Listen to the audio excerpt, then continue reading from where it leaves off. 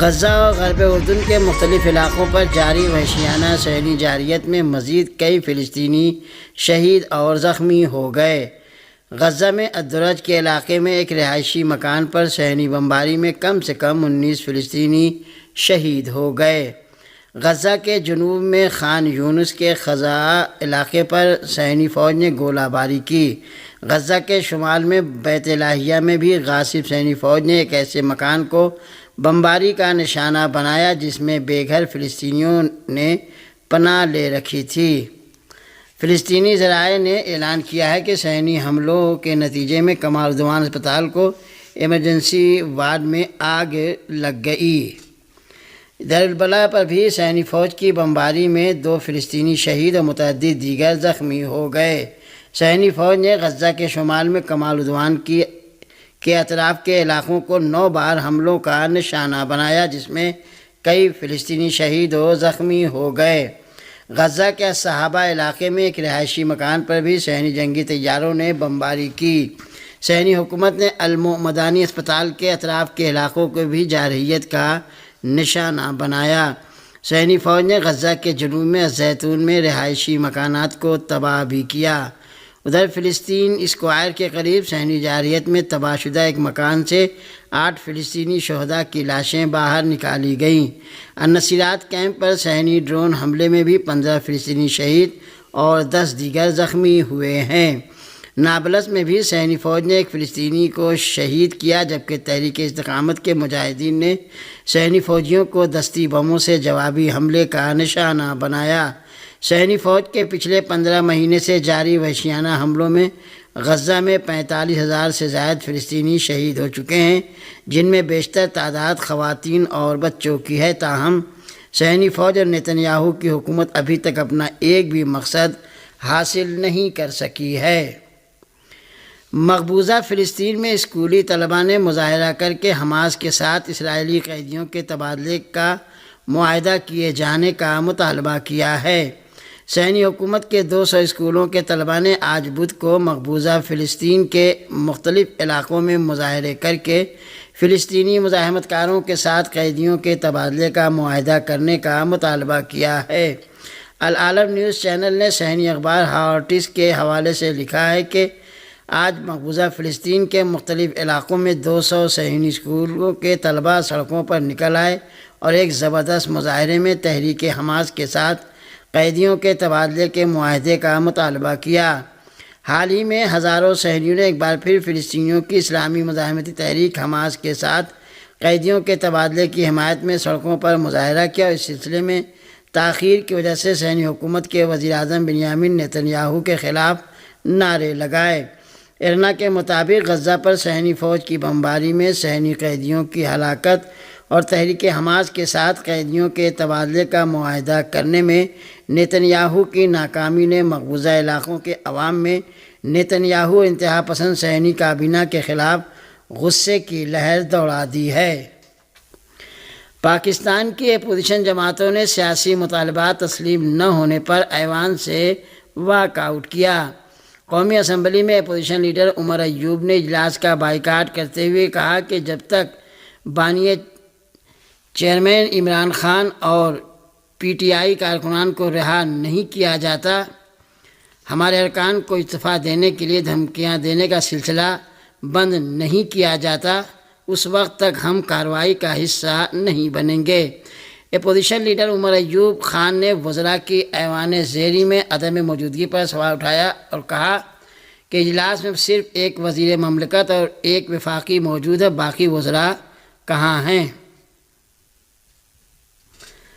Opposition leader اور P T I کے senior رہنما عمر ایوب نے الزام لگایا کہ ہمارے پنجاب کے اراکین کو زد و کوب کیا جا رہا ہے۔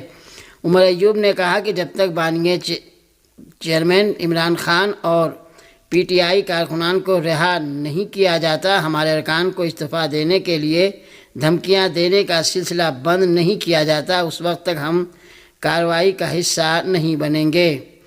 اپوزیشن لیڈر عمر ایوب کی قیادت میں جمعیت علماء اسلام فیک کے علاوہ دیگر اپوزیشن جماعتوں نے سیاسی مطالبات تسلیم نہ ہونے پر ایوان سے واک آؤٹ کیا ہے۔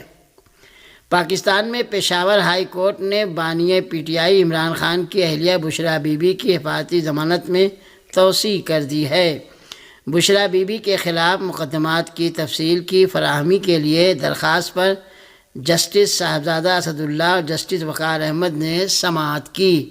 عدالت نے بشریٰ بی بی کی حفاظتی ضمانت میں 16 جنوری تک توسیع کر دی ہے۔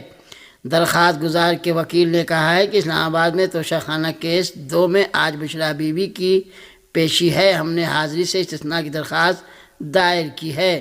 اسپیشل ڈپٹی پراسیکیوٹر نے کہا کہ ہم نے رپورٹ جمع کی ہے۔ بشریٰ بی بی کے خلاف نیب کے 2 کیس اور FIA کا 1 کیس ہے۔ پشاور ہائی کورٹ نے کیس کی سماعت 16 جنوری تک ملتوی کر دی۔ ہندوستان میں اپوزیشن اتحاد انڈیا کے لیڈروں نے بدھ کو وزیر داخلہ امت شاہ کے خلاف پارلیمنٹ ہاؤس کے احاطے میں احتجاج کیا اور کہا کہ انہوں نے ڈاکٹر بھیم راؤ امبیڈکر کی توہین کی ہے۔ ہندوستان کے میڈیا ذرائع کے مطابق ہندوستان کے اپوزیشن لیڈروں نے الزام لگایا ہے کہ وزیر داخلہ امت شاہ نے منگل کو ایوان بالا راجیہ سبھا میں آئین پر بحث کا جواب دیتے ہوئے ڈاکٹر بھیم راؤ امبیڈکر کی توہین کی اور اپوزیشن پارٹیاں اس توہین کو برداشت نہیں کریں گی۔ اپوزیشن لیڈروں نے کہا کہ امت شاہ کو اس کے لیے قوم سے معافی مانگنی چاہیے۔ اپوزیشن جماعتوں کے اس احتجاج میں ایوان بالا راجیہ سبھا میں قائد حزب اختلاف ملک ارجن کھڑگے، ایوان زیریں لوک سبھا میں قائد حزب اختلاف راہل گاندھی اور رکن پارلیمنٹ پرینکا گاندھی سمیت متعدد پارٹیوں کے سرکردہ لیڈران موجود تھے۔ احتجاجی قائدین نے اپنے ہاتھوں میں بابا صاحب کی تصاویر اٹھا رکھی تھی اور وہ جے بھیم اور مودی حکومت مخالف نعرے لگا رہے تھے۔ ہندوستان کی ریاست پنجاب کے کسانوں کی ریل روکو تحریک جاری ہے۔ ہندوستانی میڈیا ذرائع کے مطابق کسانوں نے پہلے ہی اعلان کر دیا تھا کہ وہ دوپہر 12 بجے سے 3 بجے تک ریاست میں ریلوے لائنوں پر احتجاج کریں گے۔ ریاست پنجاب کے کسان آج پوری ریاست میں ریل روکو احتجاج کرتے ہوئے فیروز پور اور موہالی میں ریلوے ٹریک پر بیٹھ گئے۔ اسی طرح گروداسپور اور سونام میں بھی کسانوں نے پٹریوں پر دھرنا دیا اور اپنے مطالبات پوری نہ ہونے تک پسپائی اختیار نہ کرنے کا اعلان کیا۔ ہریانہ پنجاب کے کسانوں نے شمبھو اور کھنوری بارڈر پر اعلان کیا تھا کہ وہ اپنے مطالبات کو لے کر پورے پنجاب میں ریل روکو تحریک چلائیں گے اور آج پنجاب کے کسان ریاست کے مختلف ریلوے اسٹیشنوں کی پٹریوں پر بیٹھ گئے اور دوپہر 12 بجے سے 3 بجے تک ٹرین کی پٹریوں کو مکمل طور پر جام رکھا۔ روسی فوج نے یوکرین کے مختلف علاقوں پر شدید حملے کیے ہیں۔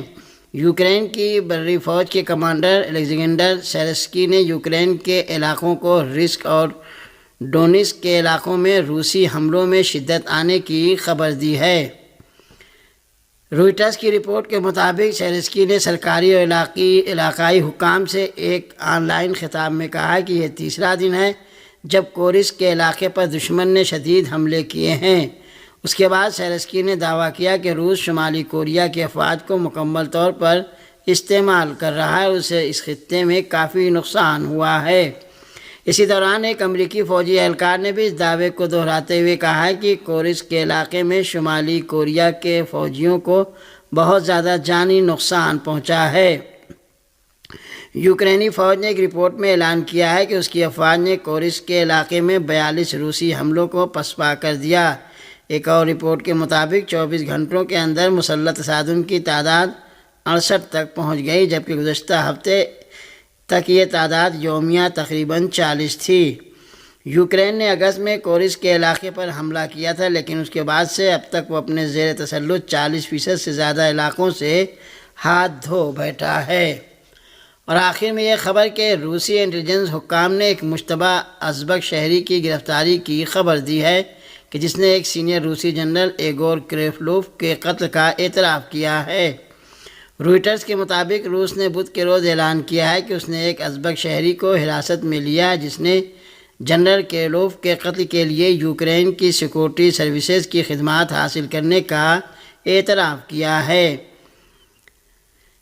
واضح ہے کہ روس کے نیوکلیئر، بایولوجیکل اور کیمیکل پروٹیکشن فورسز کے سربراہ کریلوف کل اپنی رہائش گاہ کے باہر ایک الیکٹرک اسکوٹر میں نصب بم میں مارے گئے۔ وہ روسی فوج کے سب سے سینئر افسر تھے جو اپنے ملک میں یوکرین کے توسط سے قتل کر دیے گئے۔ اس درمیان روس کی قومی سلامتی کے نائب سربراہ میڈوڈوف نے کہا ہے کہ ماسکو یوکرین سے اس کے اس اقدام کا سخت انتقام لے گا۔ اور سامعین